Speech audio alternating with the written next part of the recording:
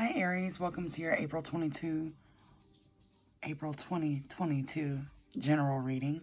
My name is Stephanie, this is the Luna Phoenix, and this is going to be for Aries, Sun, Moon, Rising, and Venus. It is a general reading, so it may not resonate with every Aries out there, but I'm sure most of you are not new to this, so take what resonates, leave what doesn't. If you're a returning subscriber, welcome back.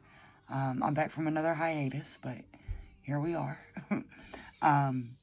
If you're new here, welcome. Make sure to subscribe, share the video, like the video, drop a comment if you like. And let's just go ahead and get into it.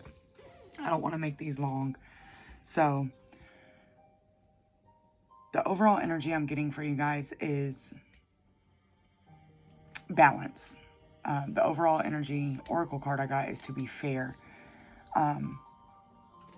But, how can I put this? You have found a balance between the darkness in yourself and the light in yourself. And you're able to identify your triggers and work through them in a healthier way than in your past. So let's go ahead and get into this. In your recent energy, your recent past, we have the moon in reverse, the star, and the 6 of wands. So I wanted some clarity on the moon in reverse, which to me tells me something's been revealed to you, right? Because the moon is things that are hidden, things that you can't really see, secrets. Sometimes people take the moon card as a bad card. I don't necessarily feel that way. I think it just may be things that are hidden from you, whether it be on purpose or just maybe you're not seeing them. But I clarified the moon in reverse with the 6 of cups. And what I'm getting from that is automatically childhood trauma.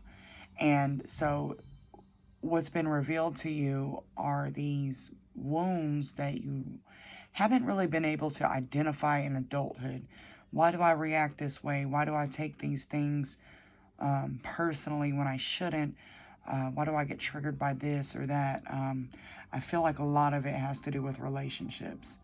And you may take certain things that happen in your relationship more personally than you need to. It's almost like a codependency type thing where someone may just be living their life, but you take it as an insult or they don't want to be with you or, you know, whatever it may be. And in fact, they're just living their life. It's nothing malicious toward you, but it's helped you identify these triggers that come from childhood where you feel like you have to either people please or be a certain way or say things a certain way and just kind of tiptoeing around other people so that you don't upset them. And that's what I'm getting from the moon in reverse with the 6 of cups. So the stars, wish fulfillment, fate. You actually have a few major arcana, so I feel like this is a pivotal time in your life. This is a fated time in your life. Things are happening the way that they're supposed to, and I feel like you're going through the brighter side of a tower moment, the brighter side of a life change, which is good. Sometimes people look at changes as a bad thing, and they can be a bad thing if you're attached to some, you know, a job, a relationship, and you don't necessarily want it to change, but it needs to. So I feel like that's kind of where we're at here, especially in Aries season. So, 6 of Wands, that card represents like gaining recognition and accolades, being recognized for things that you've done. It is a good card. It's one where people are looking up to you and admiring you. So I clarified that and got the 2 of Wands. Now what I'm seeing here is you recognizing your own power. And maybe people around you have recognized a brighter energy around you, but what I'm getting with this 2 of Wands here is you're seeing a lot more opportunities than you were able to see in the past because you've recognized these triggers and these strengths within yourself. So coming into the current energy, and I'm going to go ahead and move this out of the way.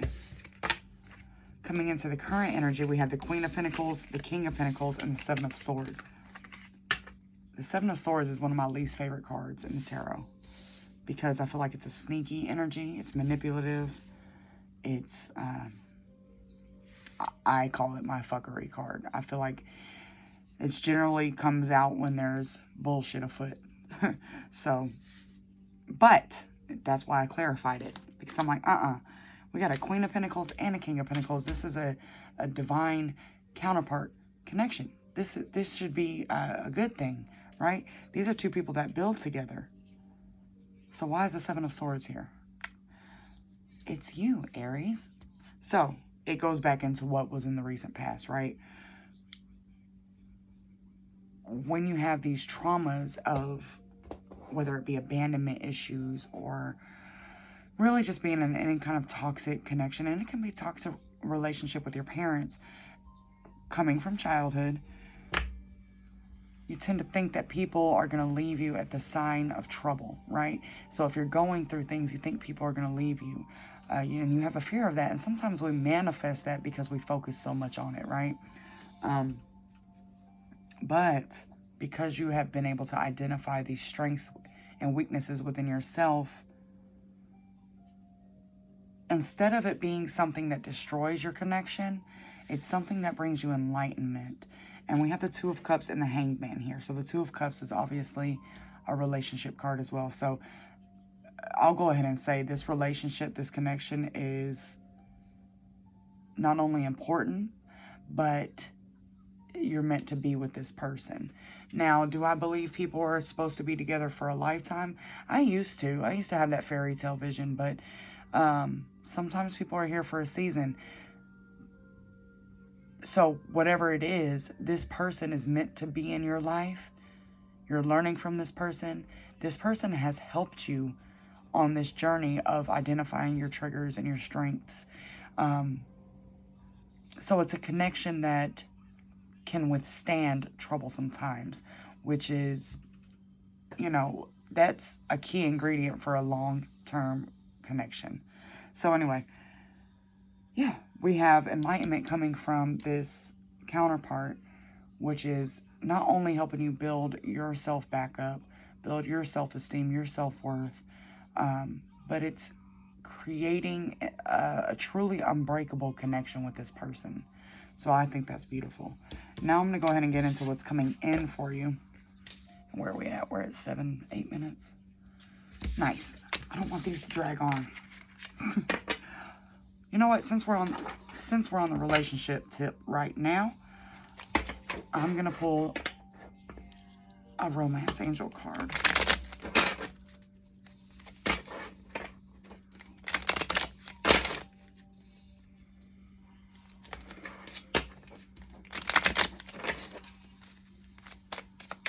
What does Aries need to see? Oh.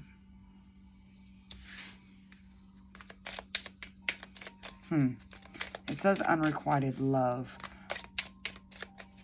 But I feel like this is you again. Because we also got wedding.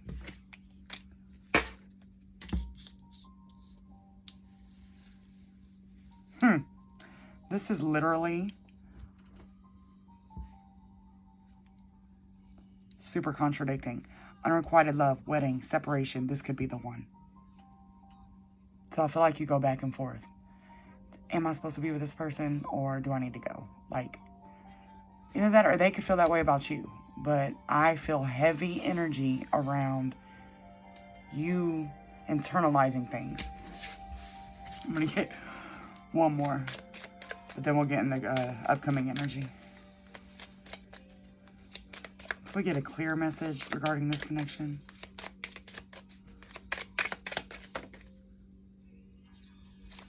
Now, I said this earlier. Codependency, right? That came out. That flew out. But it flew out upside down. Again, we are learning, and I say we, but Aries, you are learning to take these triggers, take a look within. You're not reacting so much to how this person is, what they do. Let's say they don't call you for a few hours, and that's something that normally triggers you. but they're just at work, or they're, you know, they don't have their phone, they're, you know, doing yard work or something. And then you end up feeling really bad for looking at them that way. These are the triggers that I'm talking about. And these are the things that you're learning to not react to, but rather go inside and identify and work on healing. The next, the card that was at the bottom was free yourself. This is freeing yourself from this bondage that you keep yourself in. So we push people away when we put these chains around them because of past traumas. So that's kind of what you're freeing yourself from.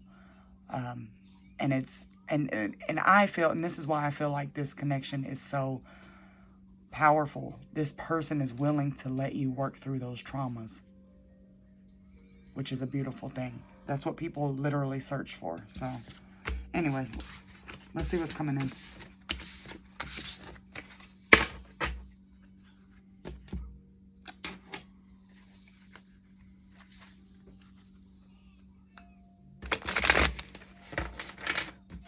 It was just 11:11 as I looked up at my clock.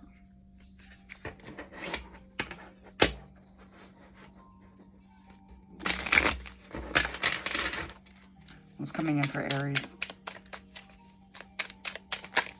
Oh, too many. What's coming in for Aries?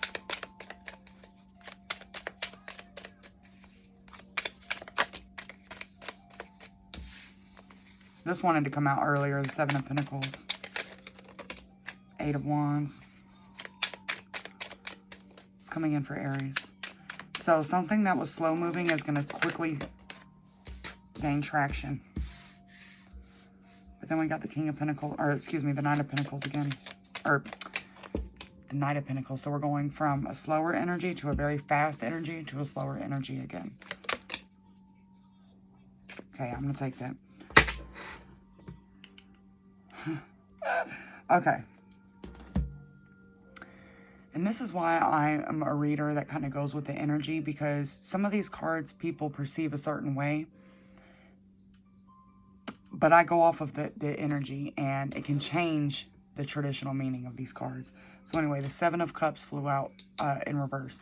This tells me you're gaining clarity. Again, it's so the Seven of Cups represents not being clear-headed, right? Your head's in the clouds. You're unable to make a decision because you don't have a full grasp on what your options are, right? But it's in reverse. So this is more clarity. This is you realizing realistic options that you have, including your relationship. I don't see a whole lot regarding finance or career, but that's what Pentacles represent. So this could be something that you've been working on kind of slowly. You may have an influx of something. I don't know if you've been putting out applications at jobs, but you may start getting a lot of responses. And so normally you would have a hard time making a decision on which way to go, but you're becoming more clear with what your intentions are and who you are as a person. And I feel like that is the most important thing to you. And it's funny because this cube has a bunch of different sayings, right? The one I set it on was be your authentic self. And I feel like that's very important to you. So you're not going to choose an opportunity that does not allow you to be that. So that's this energy that I'm getting here. So although these offers may come in quickly, you may take your time in deciding which one it is. Now we also have the Devil here at the bottom. This is toxic energy. This is fear. So fear is standing out to me with this because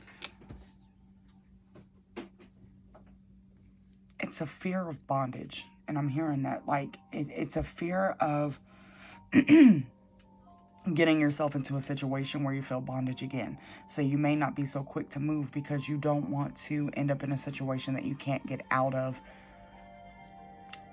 in a self-perceived way, right? Because we can get ourselves out of pretty much any situation we put ourselves into. We just have to make that decision. But you don't want to end up in a place that's bad for your mental health again, for your spiritual health, and for your physical health. You want to remain in this energy of being clear and decisive and well-rounded. So that's what I'm getting with this Devil card. Now I'm going to get a couple of advice cards.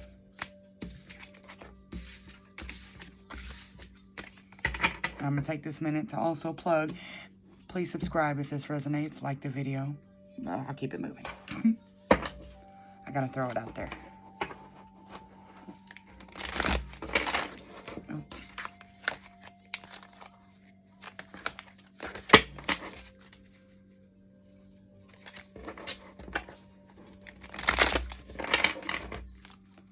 What advice do we have for Aries? What advice do we have for Aries regarding this bondage energy and these traumas? What advice do we have? These cards are still kind of new, so I'm one of those. I don't know if I already said this. I feel like I did. I like jumping cards. I don't.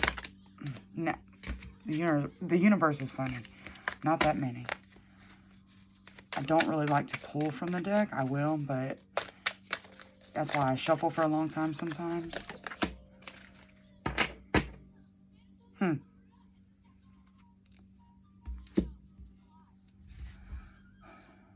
This is a confirmation for me. We got the full moon in Aries. And it says cool your emotions. So again, the triggers. But I'm going to read the book on this because this is new. And I haven't really used these cards yet.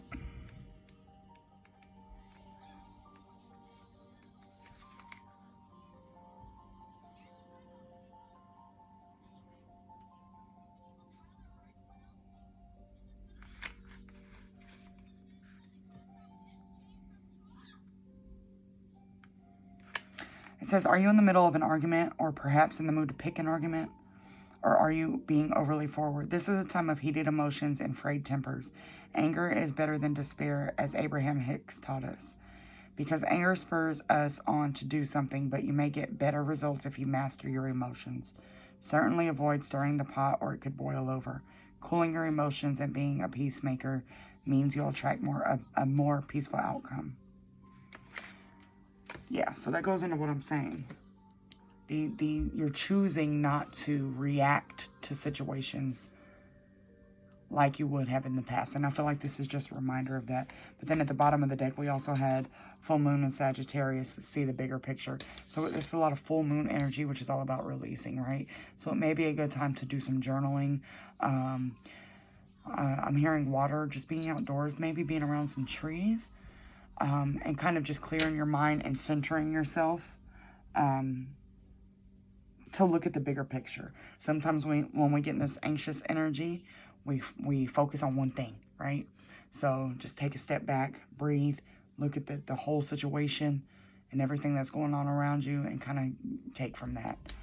So I'm going to leave that with you guys. I hope it resonated and I hope you guys stay safe and stay well. And I'll see you next time.